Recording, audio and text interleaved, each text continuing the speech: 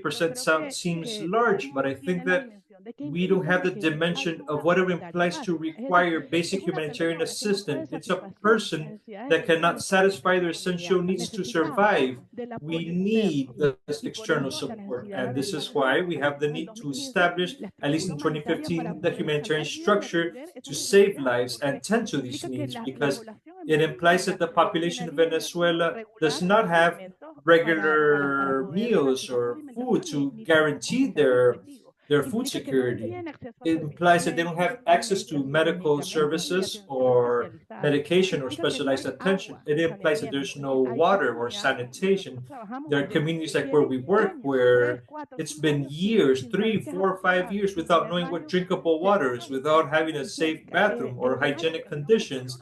Education is painful because it's ending with the future of the country. There are situations, places where there is no transportation, no infrastructure when it comes to protection.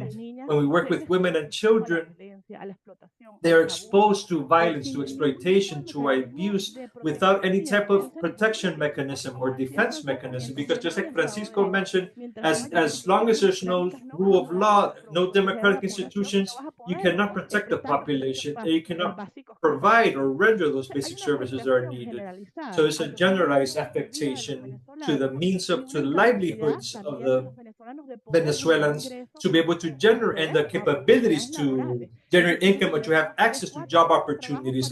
They need to have 4 to 5 jobs to be able to just survive. And of course, this affects women because they have a greater load when it comes to taking care of their family in the case of children, and they've denounced chronic malnutrition and the delay in their development. And just like Francisco mentioned, the elderly people, they stay because not only because they don't know what they can't leave, they have no ways to access their pensions or medicine. They live in this complete social and economic isolation, and these last years of their lives is so painful because they're in complete vulnerability, because in case they suffer any diseases and their life conditions have no dignity whatsoever. So to finalize and being here, understand why these displacements occur and the mobility crisis occurs in Venezuela. When we say that 7 of 10 Venezuelans need humanitarian aid,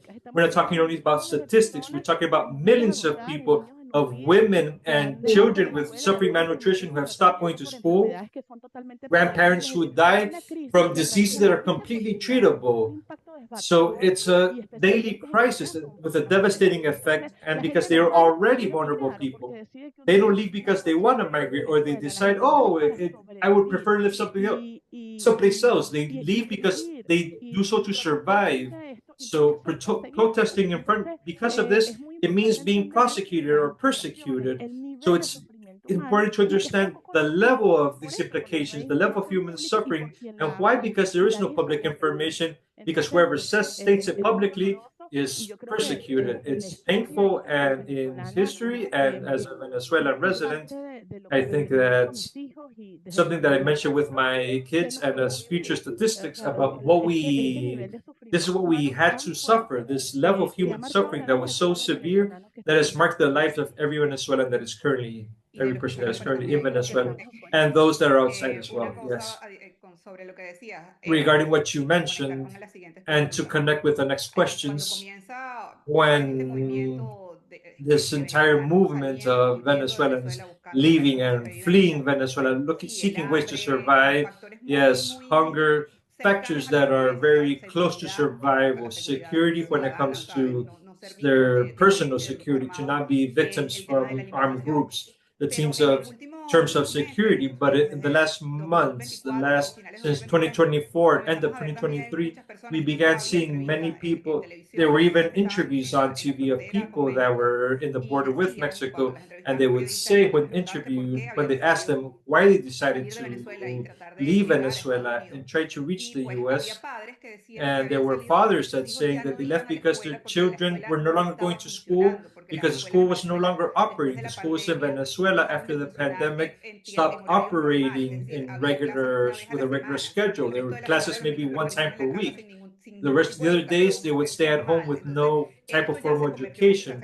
So this became that a concern from the parents and a motive for them to run from Venezuela to find a better future for their children, which is what people aspire to have, a better future, better job opportunities. So with migration, let's move on to the second section that has to do with people that are being deported. We know that deportation of Venezuelans from different countries have been increasing. What challenges do these people face upon return to Venezuela? Not only on restriction of staying at the countries where these Venezuelans reach. What challenge do these people face upon returning to Venezuela? And the connecting question is, are there any support programs or networks for those who return to the country? Adelante, Sí, me animo yo.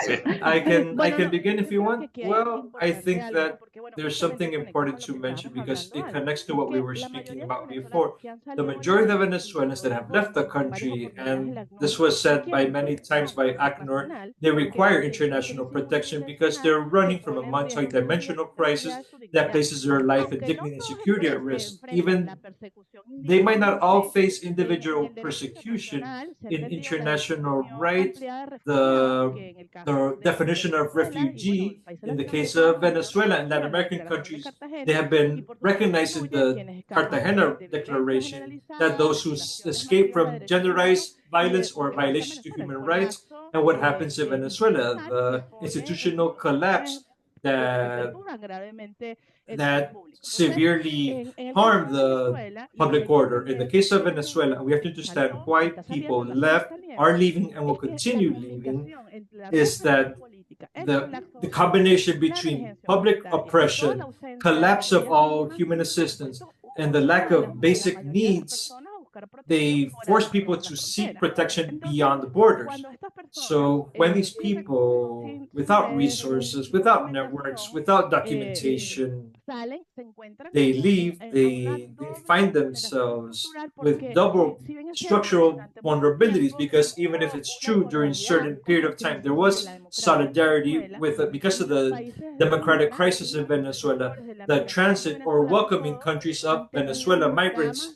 have had de programs acogida a esta to población welcome que these requiere this protección population internacional y that que huye requires de una crisis international protection internacional. and are Entonces, running from a multidimensional y además, crisis. And por besides this, políticas de migratorias because of que pueden ser migratory policies criminalizantes de that la could be población, se criminalized, están dando criminalizing for the situaciones de population, deportación política situations contra of con los massive estándares deportations are internacionales de taking place protección de which don't derechos comply humanos with que pueden international implicar standards violaciones de regarding human principios rights. It could como el it principio de could no devolución, que imply es tan violation of importante en el basic derecho principles, internacional. which is so Entonces, important in y en el international caso de los law. venezolanos, And in the case hemos of Venezuelans, documentado and we've no ahorita, documented it, not right cuando now, fue la but pandemia del even COVID, when the y pandemic ahorita took place, and right las now, personas the people han that retornado, return or no the ones that solamente are están returned siendo víctimas de esta are not only persecución, being sino que los victims of this vuelven a llevar a un prosecution, entorno donde su but vida they're taken to an environment where their life and integridad corre their peligro. integrity Entonces, are at cada risk. caso, So lo de every las case, deportaciones masivas está the violando massive derechos deportations are violating rights, individuales de las personas que individual están rights of buscando the protección people that si are no son seeking hechas con la protection debida, if they're not done las with the debidas garantías due y se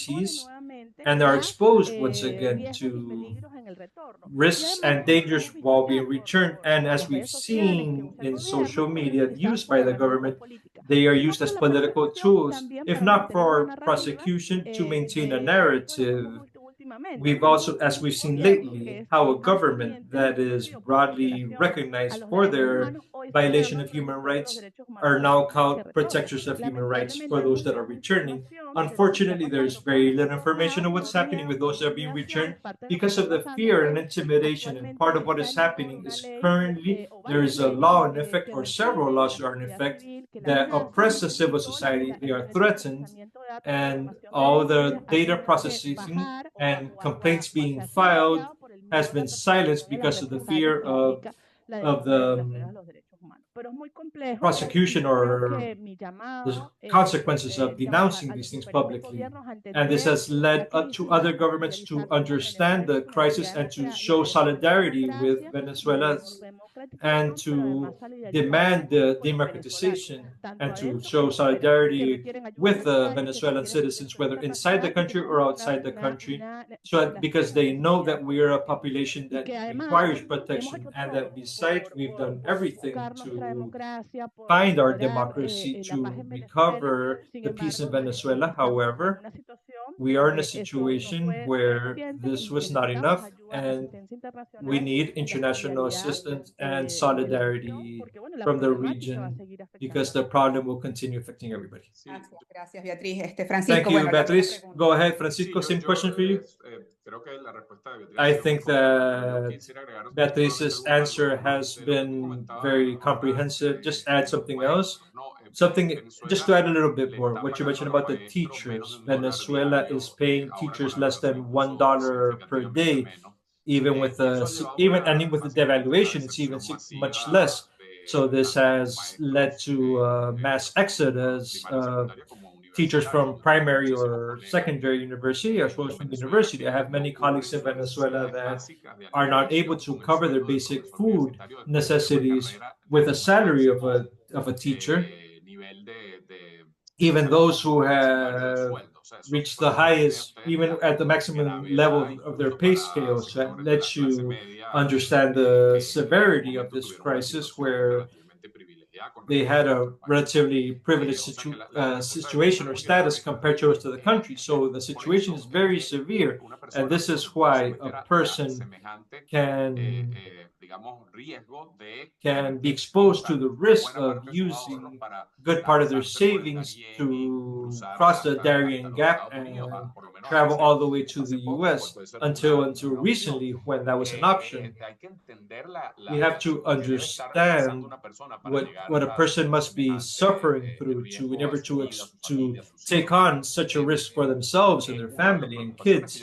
One of the concerns that I have is that first, they have reduced some of the funds that the United States directed to support those Venezuelans that were migrating to Colombia. Colombia is the country that is most affected by the number of immigrants, because it's a neighboring country.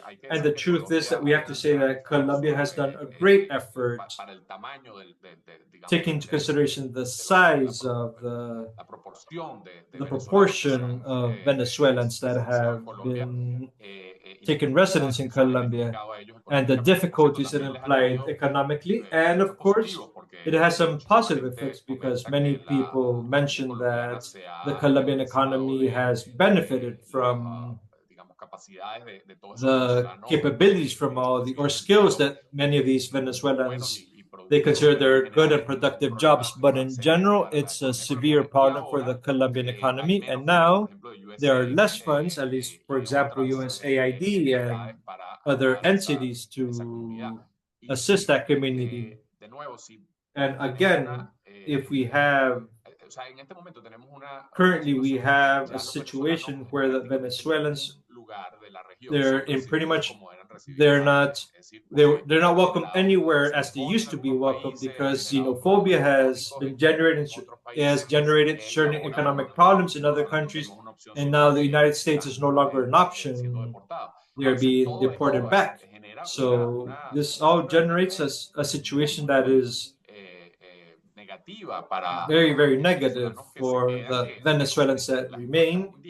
And the surveys show that after the elections were stolen last year, many Venezuelans feel that there is no light at the end of the tunnel, and that despite how difficult it is to leave now, they are thinking about leaving because they see no other alternative, they see no exit. So it's a situation that's very complex, and in the majority of the situations, it's getting even worse. So I think it's important, because we know many other things are happening in the world, and Venezuela is not always the priority in international politics. So if things are going to get worse, if there is no exit provided. You are mute. My apologies. Regarding what Francisco mentioned,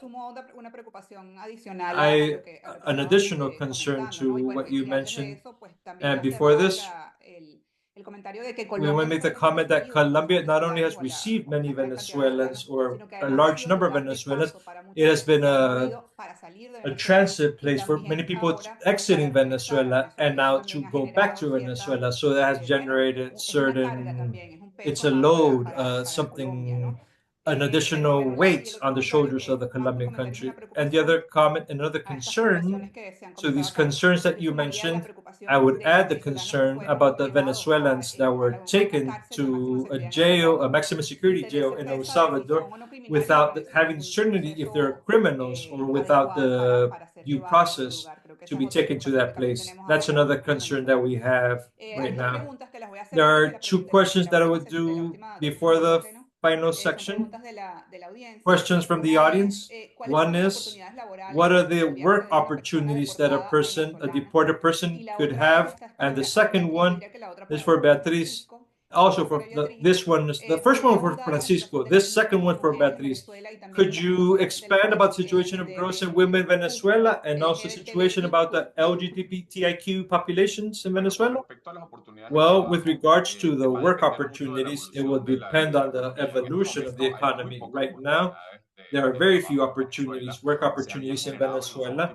They had generated some in the last 2 years, some opportunities related with two things.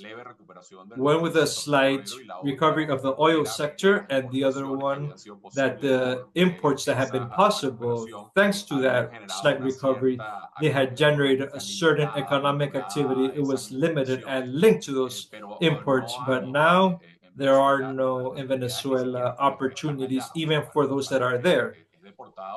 That for those that are deported back to Venezuela, it's even more difficult because they have to reintegrate job reality. Some of them have spent years outside the country. They've lost their connections, their former job, and the work sector where they used to be in, it no longer exists. There are certain complete economic sectors that have disappeared completely in Venezuela. It's an economy that's very primitive. They basically export petroleum, some other, maybe gold or a few other things, and the rest of them have the remittances, and basically they import everything else, but they have little capability to import. So this is why the economy is minuscule. And to give you an idea, the entire Venezuelan banking system is equivalent to a few bank branches in Houston, Texas.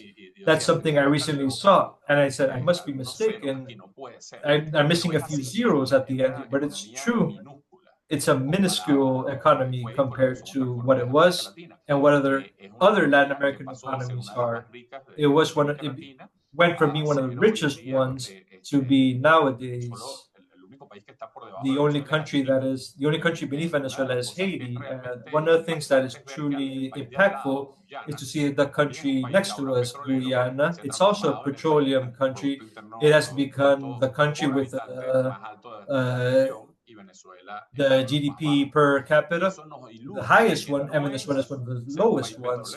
And the problem is not being a country that generates petroleum, but the way the economy has been handled, that's a disaster that has led to the situation. And of course, the political situation that leads the international community to impose sanctions to Venezuela. Beatriz, go ahead. Yes, that was shocking data. Yeah, I was also in shock.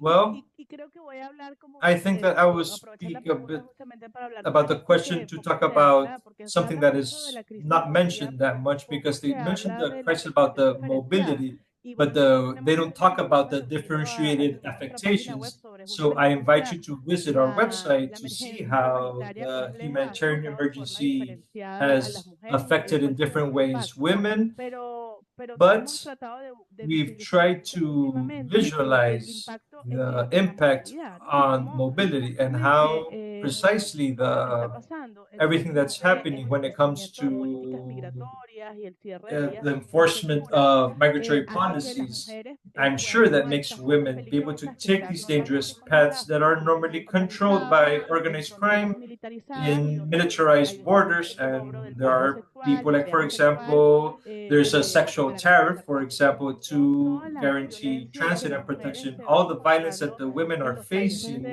in the countries, in the transit countries and the destination countries that have they worsen the inequality, discrimination, and violence, where sexual violence and abuse are perpetrated by armed groups and other migrants, and of course, the entire increase of human trafficking of Venezuelan women and documented in Colombia, Ecuador, and Peru, the sexual exploitation and work exploitation in the Caribbean islands.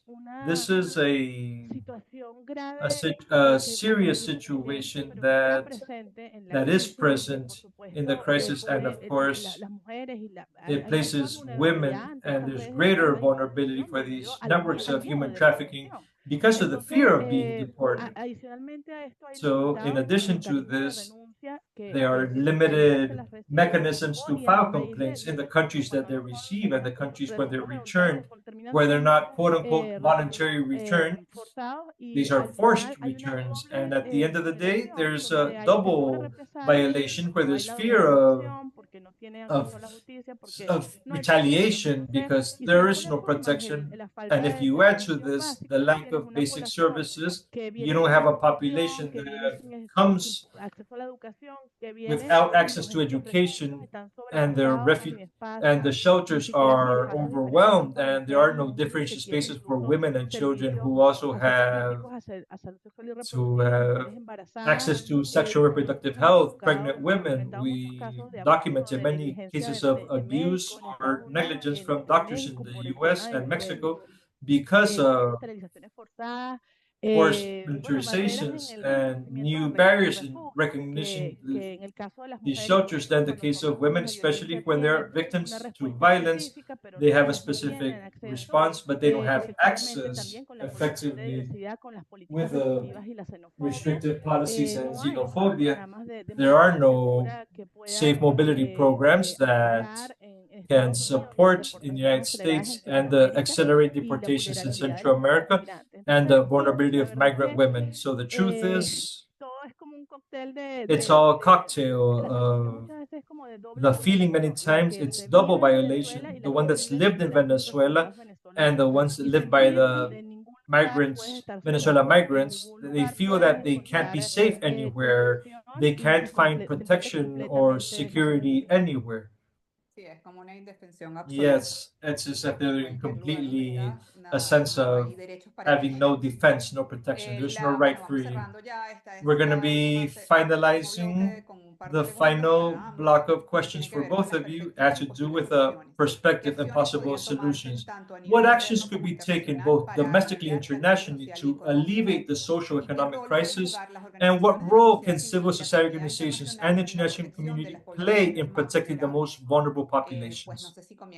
I don't know if Francisco begins, or what can be done to alleviate the social economic crisis, and what is the role of civil society, international community in protecting the vulnerable communities? Well, when it comes to the economic aspect, this is an economic crisis with a political origin. So it will not be easy. The Maduro government has been a bit more pragmatic in the last years in light of the disaster caused by themselves in the past and the additional impact of the sanctions. But that's not enough. In Venezuela, there is no state of law. It's notable, especially in people that are close to the regime, where their rights to their private property are taken away because groups within the government, because of an internal struggle. In Venezuela, there is no single investor, even somebody linked to the government, that has any credibility regarding the policies they'll be subject to. So in this way, the economy will not recover. I wanted, as you mentioned, that sometimes it's good to illustrate, like I mentioned, I'll give you another data. That Venezuelan economy that has somewhat recovered, as you saw in that graph recently, nowadays is the size of the Omaha, Nebraska economy, a city with less than 1 million inhabitants, the metropolitan area. Venezuela has, there are about 30 million, 30 plus million Venezuelan. We don't know the exact population, but it's about almost 8 million of them have left. That gives you an idea of the size of the Venezuelan economy, and that what that indicates, we're going to have a smaller one in the next few years, given the political situation the country's going through. So it's something, it's a tragic situation, but it cannot be solved without a political change. How do we achieve that political change? It's a complex question because the greater pressure applied by the Trump administration in his first term did not lead to a political change in Venezuela, nor did the attempts done by the Biden administration to negotiate an exit by offering incentives to the government, because at the end, the Venezuelan government feels that for that elite party ruling, the ruling party, they want to leave with their head high because they already committed human rights violations that are being processed in the International Justice Court. And on the other hand, obviously, while they don't feel that they're forced to leave the power, they are being benefit from taking over from the revenues that might be lower but still exist. Unfortunately, I'm not that big of an optimist, but I think that part of the solution goes through the international community helping those in Venezuela that want to find a democratic exit. One of the things that I regret, unfortunately, is that we've lost that focus. And when somebody hears the foreign American policy, it's dominated by two factions that see Venezuela, one as a criminal place. We have to send everybody there, or the government, the American government can have some businesses or deals with the Venezuelan government, or place the greatest pressure on Maduro. But it doesn't seem that within those different visions to be able to incorporate the fundamental fact that we have to achieve the political change in Venezuela. So I'm not an optimist regarding the circumstances we're going through. Beatriz. Beatriz, go ahead. Sí, bueno, yo Well, hay three dos things, puntuales que very que precise, agradecería and que I want to give escuchara thanks de that Alianza the way América. the Muchas Alianza America's primero audience esto que decía to Francisco hear this de no first, what está Francisco fácil. mentioned about Venezuela not turning the necesita page. democracia, Venezuela Estado de needs Derecho, democracy, instituciones needs rule of democráticas law, y no democratic debemos abandonar esa institutions, lucha. and Lograr esa we not give political up on that ha struggle. sido Achieving complejo. that political Hemos dejado situation allí el solution has espíritu, las been ilusiones, complex. el corazón, We left our la cabeza, efforts, our pero no nos illusions, rendimos and y our creo heart, but que we're not ofrecer giving el up. And I think acompañamiento y that no pasar la the página es feeling of importante. accompaniment and Luego, not y turning ya the page is finalmente, important. el que Then como equipo internationally, what continúe la required is to ayuda continue humanitaria, the la protección de humanitarian migrantes aid, y el apoyo a la protection of the prensa migrants, and y la support protección from a civil migrantes y refugiados. society, Eso and es protection to necesario migrants dentro y and fuera del país refugees. That is por necessary proteger una within población. and outside the country to Y mi protect the tercer population. tema, And my third and concluyo final, and because simplemente I come estamos from en there en and estos we are complejos currently in such a apoyando a que no complex desaparezca la scenario, sociedad making civil sure en that civil Venezuela, society que doesn't denuncia, que disappear in acompaña, Venezuela, que that crea redes, files que complaints, está that accompanies and atendiendo, creates protegiendo a la networks that población is en el tending to the territorio y al population in the territorio, territory que and bueno, que outside the podamos ser como territory. civil. Estamos Let's en un support civil momento y hay society. un We're in a contexto moment that's con la very ley del complex registro y con with unas a instituciones registry law que and other garantizan que estas legislation that organizaciones will puedan imply seguir that operando these de una forma organizations will not be able independiente, to como lo freely hacen. operate or independently operate En la as they sociedad should civil operate in civil y society represalias. and Así que with nuevas retaliation. modalidades de So trabajo se están new work desarrollando. Si modalities are quieren saber being más de developed. cómo And se if you want to está know more trabajando, about how muy we're working on atenta this, para then escucharlos I'll y be conectarles con las open actividades to apoyadas connect you and to listen and to Venezuela. connect you with civil society in Venezuela. Bueno, gracias. Igual no vamos a terminar Well, porque tengo thank muchas you. preguntas y voy a hacer We're not going to último find this, comentario and I'll make one last para llegar acá question a lo que decía to reach Beatriz de here. la What ayuda Beatriz mentioned social about civil. helping civil Eso society, sumaría, I ayudemos would también add, a los let's medios de also comunicación, help ayudemos a the las media universidades, que en outlets. Let's realidad help the de alguna manera universities in las one way, figuras o civil las personas fundamentales, los society, medios y las universidades se han those convertido media, and the en un universities soporte have mínimo para become poder the minimum mantener support un to poco maintain, lo que es decir lo que está pasando, visibilizar to lo que está say what pasando, is happening, to visibilizar lo que está visualize what is pasando happening, to y take buscar account algún of what is apoyo para happening, Venezuela. and Yo creo find support for que eso es también Venezuela. I además think clave that is ante also cualquier crucial sistema in light of autoritario que any haya. Vamos a ver que es un factor authoritarian clave, system que that buscar exists. That is esos a grupos key de factor sectores que that deben a group of sectors that have to be strong and must resist and try to maintain and preserve democracy. There is one question, very quick, and please ask very brief. Please respond very quickly. One is, we're prepared. It's not possible to explain under which. I don't know if a question or comment. It does have no question mark at the end. It is impossible to explain under which legal figure Venezuelan people were deported to El Salvador. What was the judicial basis to deny them their freedom? If people had criminal investigations pending, they should be processed in those countries. There are no criminals. We cannot normalize or accept deportation for cruel and inhumane treatment or degrading from any person. It's more of a comment. Well, then what is your opinion of the cooperation of the Maduro regime when it comes to the deportation of Venezuelans? Is it economic or political strategy? The fact that Maduro accepts that Venezuelans, is it political or economic? And the other one at the same time, are there new sanctions that could be directed to people close to the Maduro regime? Is it possible to have an impact on the economic and social conditions of the country, even if they are personalized? That's kind of, are there avenues that they could impose more pressure on the government to respect the democratic processes? And to Professor Monaldi, they want to share the source of the data that you gave regarding the Venezuelan economy. Those are the questions. Yes, would you like to begin, Beatriz? No, go ahead. Okay, bueno, en cuanto a las fuentes, como No, yo decía, fuentes oficiales. when it comes to the source, many official sources don't exist, but there is the source about the size of Venezuelan economy with a certain delay. It's in the Central American Bank of Venezuela. It publishes that number with a lot of delays. When it comes to the social numbers, the COVID survey, you can find it in the Andes Bello Catholic University. It's the main source that we use. And there are other sources that from international organisms. For example, the oil production comes from OPEP and the energy department and other sources.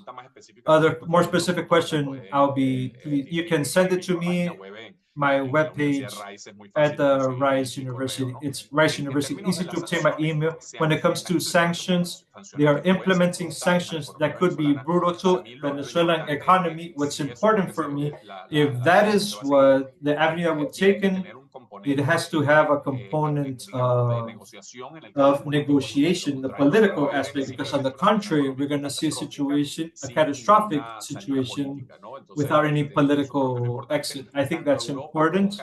Whereas Europe and Canada, they've continued by sanctioning individuals. They don't do economic sanctions, but they do individual sanctions. But so far, that has not had an impact when it comes to political changes.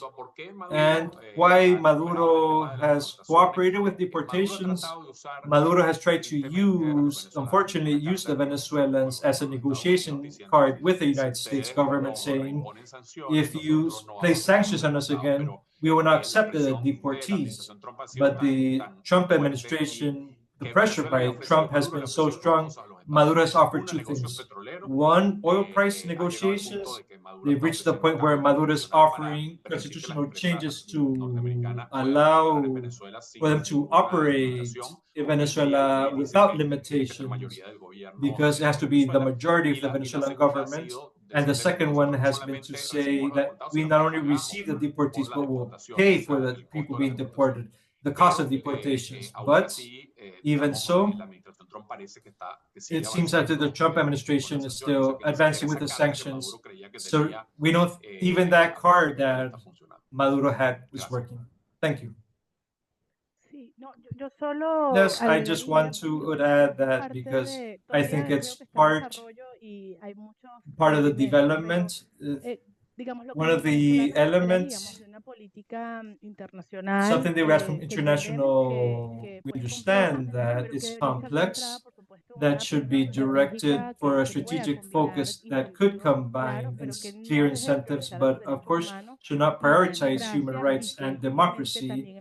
And this precisely that understand the needs of the population of the Venezuelan population, and that this diplomacy that for it to be firm and got directed to results that as Francisco mentioned, they could be linked to economic relief, but have concrete progress in severe situations when it comes to electoral terms, political prisoners, and humanitarian assistance that avoid this legitimization used by the government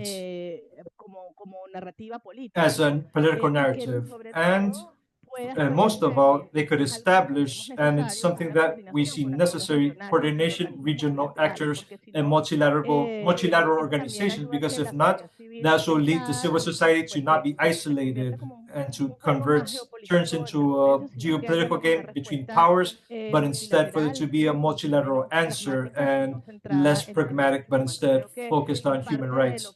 That's part of what we expect, part of what we need, and it's part of the challenge. And we are in moments where we say so many things are happening, and sometimes it's difficult to process. But just like Francisco said, let's hope that Venezuela does not exit the international radar. This human rights crisis is real, it's long, and it's generated a lot of suffering, and will continue generating and impacting the region at a worldwide level, if not tended to. So let's have the necessary prioritization in human rights and protecting people. Thank you, Beatriz and Francisco, for your contribution and your answers. Thanks to Las Americas for the space, for the opportunity. I think we have just key points about the socioeconomic crisis in Venezuela, as well as the challenges facing the most vulnerable populations, including deported migrants. Thank you to everybody for connecting and the people that participated. Thank you.